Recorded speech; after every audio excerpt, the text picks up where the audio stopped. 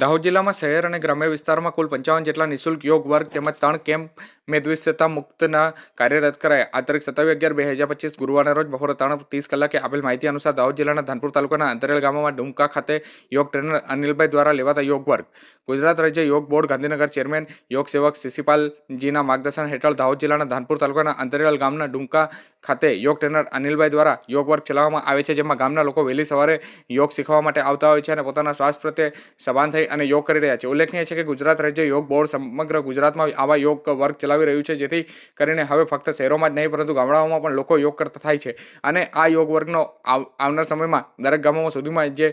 યોગ વર્ગ શરૂ થાય છે તે લક્ષ્યાંક છે. લોકો હવે સ્વાસ્થ્ય માટે જાગૃત થઈ રહ્યા છે અને ભ્રામક માનવતાઓથી દૂર રહી અને યોગ તરફ આગળ વધી રહ્યા છે. ત્યારે દાહોદ જિલ્લામાં પણ ગુજરાત રાજ્ય યોગ બોર્ડ દ્વારા શહેર અને ગ્રામ્ય વિસ્તારમાં કુલ 55 જેટલા નિઃશુલ્ક યોગ વર્ગ ચલાવી રહ્યા છે, તેમજ 3 કેમ્પ મેદસ્વીતા મુક્ત ચાલી રહ્યા છે અને આ દરમિયાન જિલ્લા કોઓર્ડિનેટર રાહુલ કુમાર પરમાર દ્વારા આ યોગ વર્ગ મુલાકાત લેવામાં આવી હતી.